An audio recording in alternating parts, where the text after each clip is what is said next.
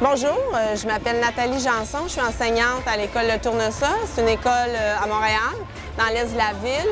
Et c'est une école qui accueille de la déficience intellectuelle moyenne et des TED ayant une déficience intellectuelle. J'intègre 5 classes à l'école secondaire qui est juste à côté de notre école spécialisée.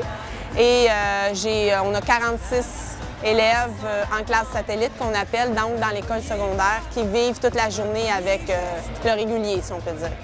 Le défi sportif, c'est le gros événement de l'année pour ces jeunes-là.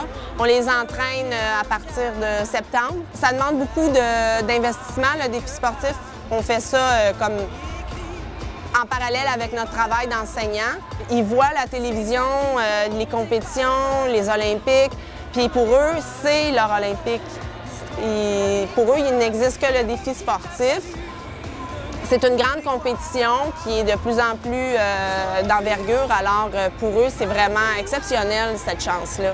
La persévérance qu'ils ont pour travailler, ils travaillent très fort, ils s'entraînent beaucoup, alors ça représente énormément pour eux. Ils ont appris à développer beaucoup leur autonomie, il faut qu'ils soient capables de gérer aussi toute l'anxiété que ça représente avec les autistes. Il y a du bruit, c'est un milieu nouveau pour eux, c'est extrêmement difficile pour ces élèves-là. Ça leur apporte beaucoup de fierté, naturellement, quand ils ont la chance, ne serait-ce que de terminer leur course, leur